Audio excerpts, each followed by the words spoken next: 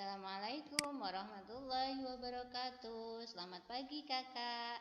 Jumpa lagi dengan Bunda Jana dalam pembelajaran tematik hari ini. Sebelum kita mulai, marilah kita membaca basmalah terlebih dahulu ya kak. Yuk Bunda hantarkan. Bismillahirrahmanirrahim. Oke, kita lanjut pembelajaran tematik hari ini tentang tema 8, subtema 3, pembelajaran 3 dan 4. Hari ini kita akan belajar tentang 1. Proses kegiatan ekonomi, 2. Keragaman karakteristik individu, dan mengidentifikasi tokoh dan sifatnya dalam teks fiksi. Yang pertama adalah proses kegiatan ekonomi. Dalam kegiatan ekonomi terdiri atas 3 tahapan, yaitu produksi, distribusi, dan konsumsi. Produksi adalah kegiatan mengolah bahan mentah menjadi bahan setengah jadi atau barang jadi. Pelaku dalam kegiatan produksi disebut produsen. Yang kedua yaitu distribusi. Kegiatan menyalurkan atau mengantarkan barang dan jasa dari tempat produksi kepada konsumen. Pelaku dalam kegiatan distribusi disebut distributor. Kemudian yang ketiga adalah konsumsi. Konsumsi adalah kegiatan menggunakan atau memanfaatkan nilai guna barang atau jasa. Pelaku dalam kegiatan konsumsi disebut konsumen. Nah, kita lihat nih. Tahukah kamu proses kegiatan ekonomi yang terdapat pada pembuatan mebel? Perhatikan skema kegiatan ekonomi pembuatan mebel berikut ini. Kalian punya ayah yang bekerjanya membuat kursi, meja kan kak? Nah itu namanya pembuatan mebel. Nah bagaimana ya kegiatan ekonominya? Ini. Yang pertama adalah papa atau mama kalian itu mempunyai perkebunan jati. Nah, dari perkebunan jati ini kemudian kayunya ditebang, Kak. Setelah ditebang, kayu dikirim menggunakan mobil box atau kol. Nah, kemudian setelah dikirim diolah menjadi kayu jati menjadi kursi, kemudian menjadi lemari, menjadi meja. Nah, dari situ kemudian dipasarkan dan dijual pada konsumen. Nah, menjadi kursi yang bisa dimanfaatkan untuk keperluan sehari-hari. Jadi, proses kegiatan ekonominya adalah dari perkebunan jati, ini namanya produsen. Kemudian produsen menebang kayu jatinya.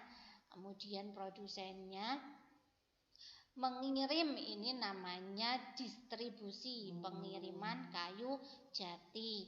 Kemudian diolah lagi menjadi kursi. Setelah jadi kursi dijual. Nah, yang membeli itu namanya konsumen. Dan melalui proses kegiatan konsumsi. Begitu ya, ini namanya skema kegiatan ekonomi pembuatan mebel. Nah, kemudian tugas kalian adalah siapa itu ya?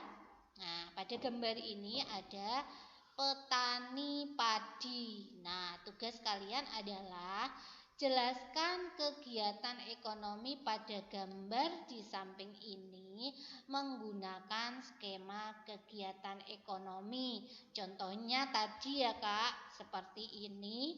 Atau kalian bisa buka di pulpena kalian 4D halaman 42. Tapi kegiatan ekonominya petani padi ya, tidak pembuatan kursi lagi atau pembuatan mebel ya.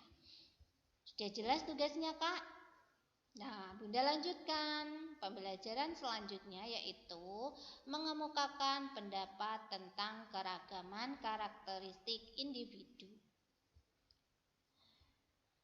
Daerah tempat tinggal kita dihuni oleh masyarakat yang terdiri atas berbagai macam suku dan agama.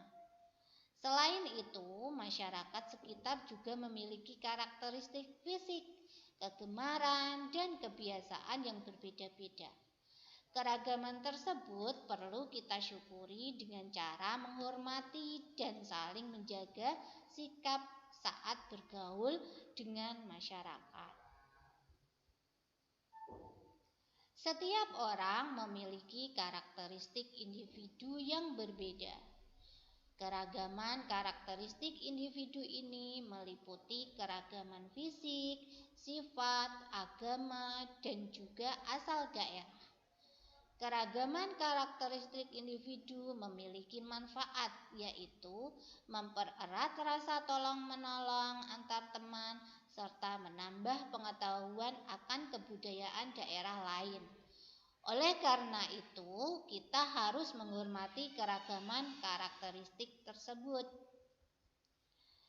Untuk pembelajaran selanjutnya, kemarin di pembelajaran 1-2 kalian sudah belajar tentang tokoh yang punya sifat protagonis dan antagonis. Nah, ini Bunda ulang sedikit ya. Tokoh dan sifatnya pada teks fiksi. Masih ingatkah kamu dengan tokoh protagonis dan antagonis di dalam suatu cerita fiksi? Untuk mengetahuinya, kamu perlu membaca cerita fiksi tersebut secara berulang-ulang dan memahami jalan ceritanya. Selain itu, kamu dapat mengetahuinya dengan menjawab pertanyaan yang berkaitan dengan watak tokoh tersebut. Cara untuk memahami sebuah cerita dapat dilakukan dengan membagi cerita menjadi bagian awal, bagian tengah, dan bagian akhir secara cepat. Lalu, kita harus mencari kalimat atau kata kunci dari cerita tersebut. Apabila sudah menemukan kalimat atau kata kunci, maka kita akan lebih mudah menyimpulkan isi cerita. Nah, pelajaran pada hari ini sudah selesai, Kak. Terima kasih sudah menonton video Bunda. Jangan lupa subscribe. Semangat belajar ya, Kakak.